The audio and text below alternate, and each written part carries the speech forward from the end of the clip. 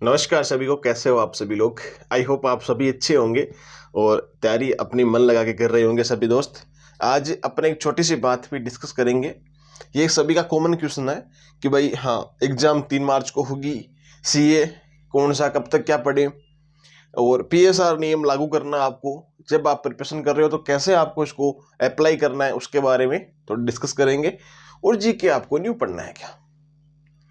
सबसे पहले आपसे मैं पूछना चाहता हूं कि अभी डिले डाले चल रहे हो या फिर प्रिपरेशन भी कर रहे हो, क्योंकि अभी तक कुछ एस्पिरेंट ऐसे भी हैं जिनको ये लग रहा है कि मैं एसओ की प्रिपरेशन करूं या फिर संगणक की। दोनों में फर्क क्या है? जो एसओ के लिए एलिजिबल है उसने फॉर्म फिल कर दिया है, तो आप दोनों की प्रिपरेशन कीजिए ना, क्या दिक्कत है? कुछ भी फर्क नहीं है भाई, दोनों में सिलेबस में 19-20 का फर्क होता है, वो चलता है। बाकी एसओ का लेवल थोड़ा ठीक है, अगर एसओ के लेवल के आप प्रिपरेशन करते हो ना तो संगणक का पेपर कभी भी क्लियर कर लोगे। समझ रहे हो मेरी बात को? देखो आजकल की टाइम में क्या होता है, अब जो कंपटीशन है ना वो रियल कंपटीशन है, जिसमें आप अपनी प्रिपरेशन को मजबूत करोगे ना और एक स्मार्ट स्टडी के तहत आप अपनी प्रिपरेशन करोगे तब जाके सिलेक्शन होगा। बाकी रट्टू तोते की तरह रटते रहोगे हर एक चीज को, हर एक सब्जेक्ट को, तो नहीं होगा। बात कड़वी है बट सच है। अब मैं आपको थोड़ी सी बातें बता दूं मेरे भाई कि एग्जाम तो देखो ये संशय आप दूर कर लेना, जब तक कोई ऑफिशियल नहीं आता है या फिर ऐसी चीज नहीं होती है, कुछ इश्यूज नहीं होते हैं, उससे पहले एग्जाम पोस्टपोन्ड या कुछ भी नहीं होता है। इस बात को क्लियर कर दो एकदम कि संगणक की जो एग्जाम है ना वो 3 मार्च को होगी। सरकार अगर रिपीट हुई ना तो 101% होगी, कोई रोकने वाला नहीं है इस बात को। और बाकी बात करते हैं, ये क्लियर डाउट क्लियर हो गया ना आपके कि भाई ये तो 3 मार्च को होगा, 3 मार्च को मान के ही आपको प्रिपरेशन करनी है मेरे दोस्त। ठीक है, एग्जाम की बात अपनी हो चुकी है। अब बात करते हैं अपन सीए की, जो करंट अफेयर है। करंट अफेयर की बात करते हैं तो आपको ये कंफ्यूज रहता है कि भाई हाँ, अगर 3 मार्च को एग्जाम हो रही है तो जीके करंट जीके कौन सा पढ़े? भाई सीए है, करंट अफेयर है, वो कौन सा क्या पढ़े? राजस्थान जीके आपको मिल गया, एक बार आप कमेंट करके ये बता दीजिए संगणक भाई, तो संगणक भाई और बहन दोनों, ठीक है, तो आप ये बता दीजिए कि करंट अफेयर जो मैंने राजस्थान का भेजा आप टेलीग्राम पे ऐड होंगे, तो कैसा आपको करंट अफेयर लगा? आपका रिव्यू जरूर मिलना चाहिए। और दूसरी बात ये कि राजस्थान का मिला था, सेंटर का मतलब इंटरनेशनल और नेशनल दोनों आपको पर मंथ मिल जाएंगे, क्योंकि उनमें से उतना खास क्वेश्चंस पुटअप नहीं होते, जो जितने होंगे ना वो मंथली आपको मैगजीन के टाइम में भेज दिए जाएंगे टेलीग्राम पे। ओके, ये बात तो रही करंट अफेयर की। और 6 महीने का करंट अफेयर, अधिकतर 6 महीने का करंट अफेयर आपको बिल्कुल रटना है। करंट अफेयर्स आपको रटना है, समझने की जरूरत नहीं है इसमें। लास्ट 6 महीने का, मान लो 3 मार्च का एग्जाम हो रहा है और आपको लास्ट 6 महीने का मतलब अक्टूबर से स्टार्ट कर दो, आप सितंबर या अक्टूबर से स्टार्ट कर दो। अब मैं भेज रहा हूं ना आपको, वो स्टार्ट कर दो आप, तो अधिकतर क्वेश्चन आपको उसी में से मिल जाएगा। Okay, clear? करंट अफेयर का मजला खत्म। हाँ, एक करंट अफेयर की बात वो है कि भाई इको सर्वे वगैरह वो क्या करना है, तो इको सर्वे आपको नहीं पढ़ना है, कुछ भी नहीं पढ़ना है। एक बार उस चीज को छोड़ दीजिए, 2-3 प्रश्नों के लिए आप टाइम वेस्ट मत करना। जो कह रहा हूं उस बात पे अमल करना। क्या पता भगवान करे नहीं हो, जल्दी से एग्जाम हो जाए, जल्दी से आप लोगों का सिलेक्शन हो जाए, उसमें बहुत बड़ी जीत है मेरी। तो टाइम पे एग्जाम हो जाए तो फिर इको सर्वे लास्ट वाला पूछेंगे क्या? हाँ, अगर टाइम पे एग्जाम हो रहा है तो न्यू जो इको सर्वे वो नहीं पूछेंगे, 1-2% आएगा तो उसमें से नहीं पूछा जाएगा। ठीक है, 1 महीने पहले पेपर बन जाता है। अगर मार्च में एग्जाम हो रही है तो जनवरी लास्ट में बन जाता है, और इको सर्वे जनवरी में आता नहीं है, सीधी सी बात है। तो लास्ट वाला कुछ थोड़ा बहुत देख लेना, 1-2%, वो मैं आपको इंक्लूड करके भेज दूंगा, कोई घबराने की बात नहीं है। चिल होके पढ़ाई कीजिए। सीए की बात हो चुकी, भाई कितना क्या पढ़ना है आराम से देख लो, टॉक्स में देख लिया करो आप, ताकि आपको टाइम वेस्ट ना हो। तो पीएसआर नियम क्या है, अब थोड़ा पीएसआर नियम की बात कर लेते हैं। मैंने कल ऐसा की वीडियो में बोला था, लेकिन थोड़ा एक्सप्लेन नहीं किया, तो आज करते हैं एक्सप्लेन इसको। पी मतलब प्रीवियस ईयर क्वेश्चन पेपर, जितने भी लास्ट एग्जाम हुई है संगणक की, उसका आपको क्या करना है, अध्ययन करना है, उनका रिवीजन करना है, उनको मतलब सॉल्यूशन निकालना है उनका आपको खुद से। आपको ऑप्शन देख देख के ये नहीं करना है कि अब ऐसा हो रहा है तो मैं वही कर लूँ, ना भाई वहाँ ऐसा नहीं करना आपको। रट्टा वो उसमें रट्टा नहीं लगाना है, करंट अफेयर में चल जाता है रट्टा, उसमें नहीं चलता है। प्रीवियस ईयर क्वेश्चन पेपर, अब इसमें एक बात सुनना, आप ये मेथड अपनाओगे ना तब 100% सिलेक्शन होगा, बाकी सिलेक्शन से बहुत दूर रहोगे आप। कोई भी, मैं भी मान लूं, कोई भी मान लो, किसी भी एग्जाम की प्रिपरेशन करते हैं ना, ये नियम याद रखना, जो पीवाईक्यू है ना प्रीवियस ईयर क्वेश्चन, और आपका जो सिलेबस है और आपका जो रिवीजन है, ये तीनों चीजें है ना एक अहम मुद्दा होती है। मतलब एक आप एक पार्ट मान लो ये चीज का, किसी भी एग्जाम को प्रिपरेशन का सबसे मुख्य पार्ट यही होता है, जो प्रीवियस ईयर क्वेश्चन पेपर आपको सॉल्यूशन करना है, और क्या है, सिलेबस। सिलेबस पे ज्यादा फोकस करना है कि ये चीज सिलेबस में है तो वही मैं पढूं।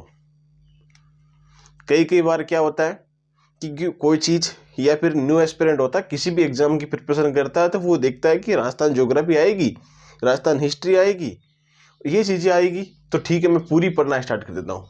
तो पूरा पढ़ने से बचिए। संगणक में ये जो पार्ट ए है ना, उसमें से डीपली नहीं आएगा, और पार्ट ए की जिम्मेदारी मैं ले रहा हूँ आपको। आप एक बार आपके पास जो भी ऑथेंटिक डेटा है ना, आप उससे प्रिपरेशन कर लीजिए पार्ट ए की, अपने अकॉर्डिंग किसी भी बुक से कर लीजिए, एनीथिंग, जो भी बुक आपके पास है ना, उस बुक से आप प्रिपरेशन कर लीजिए। बाकी आपको जो डोज है ना, मेरा जो बुलेट डोज है, वो लास्ट में मिलेगा आपको। नवंबर दिसंबर में आपको डोज मिलेगा वो पार्ट ए के लिए, चाहे उसमें मैं कैसे भी इंक्लूड करूं, नई जीके पुराने जीके कैसे भी करना पड़े, पार्ट ए को आपको वो चीज दिसंबर के लगभग मिल जाएगी। बाकी पार्ट ए में टाइम नहीं लगेगा, पहले आप अपनी तरफ से पढ़ लीजिए, वो एक आप डोज के लिए पढ़ लीजिए लास्ट में। 10 दिन तो आप 10 दिन लगेंगे नहीं यार आपको, जो पार्ट है ना उसमें 10 दिन भी नहीं लगेंगे याद करने में, 5-1 दिन लगेंगे। तो आप उसको लास्ट में अंतिम में एक दवा के रूप में ले लीजिए, काम हो जाएगा। अपने को पेपर क्रैक करने से मतलब है, ना कि कोई ज्ञानी बनने से मतलब है। हमेशा से यही थोड़ी रहती है अपनी, कि अपने को सिर्फ क्या करना है, पेपर को क्लियर करना है। महात्मा नहीं बनना है कि भाई हाँ मुझे कोई इसमें कुछ रैंक लानी है, रैंक लाना काम नहीं है। रैंक लाओ तो स्टेट बीसीएस वगैरह जिसमें आपको अच्छी पोस्ट मिले उसमें रैंक लाइए। अब संगणक में अगर आप फर्स्ट रैंक लाओगे तो भी कोई मतलब नहीं है। आप अगर 0.2 से भी आपके ऊपर नंबर है, आप अगर लास्ट में भी सेलेक्ट हुए तो भी कोई दिक्कत नहीं है। उसमें कोई सैलरी ज़्यादा नहीं देंगे फर्स्ट रैंक वालों को, सेम ही मिलने वाली है। तो आप है ना एक स्मार्ट स्टडी ही लगाओ इसमें, नवरे नाटक ना ही करो तो बेहतर है। अब रिवीजन सबसे अहम मुद्दा है। रिवीजन जितना रिवीजन करोगे आप, मैं मानता हूं कि आप लोग, अगर जितने लोग मेरे साथ पहले से जुड़े हुए हैं, मतलब जब वैकेंसी आई तब से मेरे साथ आप जुड़े हुए हो ना, तो इतनी बात का ख्याल रखिए मेरे भाई, आपने शायद अब तक पूरा सिलेबस कर लिया होगा। बहुतों ने कर लिया, बहुतों ने नहीं किया, अब जग रहे हैं, कोई बात नहीं, अब जग जाओ। लेकिन दिसंबर तक, लास्ट दिसंबर तक आप अपना पूरा सिलेबस कंप्लीट कर लीजिए। उसके बाद में क्या करना है, दिसंबर दिया ना, दिसंबर के बाद में दबादब रिवीजन चलने दो भाई। जनवरी बच रही है आपके पास में, जनवरी बच रही है, ओके, फरवरी बच रही है आपके पास में, मार्च को छोड़ो। 2 महीने में आप अच्छे से क्या करोगे, रिवीजन कर लोगे। और टेस्ट सीरीज की बात यह है कि टेस्ट सीरीज में क्या करना है, मैं खुद टेस्ट सीरीज निकाल रहा हूं, आपको वो भी घबराने की बात नहीं है, जिसमें ऑल इंडिया के, मैंने पिछली बार भी मैंने बताया था आपको कि जितने भी ऑल इंडिया में पेपर हुए हैं ना अपने, और उसमें स्टैटिक का सिलेबस है, स्टैटिक का सिलेबस है अपना। स्टैटिक का मान लो, जो पार्ट बी का मान लो, आप ऐसे करो, पार्ट बी या स्टैटिक जितने क्वेश्चंस पुटअप हुए हैं ऑल इंडिया में, जितने भी एग्जाम्स हुए हैं सांख्यिकी विभाग के द्वारा, और उसमें अपना जो सिलेबस दे रखा है, उस सिलेबस के अकॉर्डिंग जो भी अपने पास क्वेश्चंस बनेंगे, चाहे जितने हाई लेवल हो, लो लेवल हो, मीडियम लेवल हो, वो उसमें ऐड करेंगे अपन टेस्ट सीरीज में विद सॉल्यूशन के साथ में। ठीक है, तो ये बात, टेस्ट सीरीज इतनी हाई भी नहीं करेंगे, हाँ कुछ लेवल अच्छा हो सकता है, क्योंकि जो मेरे साथ जुड़े हैं उनको पता है लेवल थोड़ा ठीक रखते हैं। बिल्कुल नीचे वाला लेवल तो पार्ट ए में रख लेंगे, कोई दिक्कत नहीं है। पार्ट बी में हम कोई कॉम्प्रोमाइज नहीं कर सकते, उसका लेवल तो अपने को रखना ही पड़ेगा, क्योंकि मेहनत और कंपटीशन अब की बार बहुत गजब होने वाला है।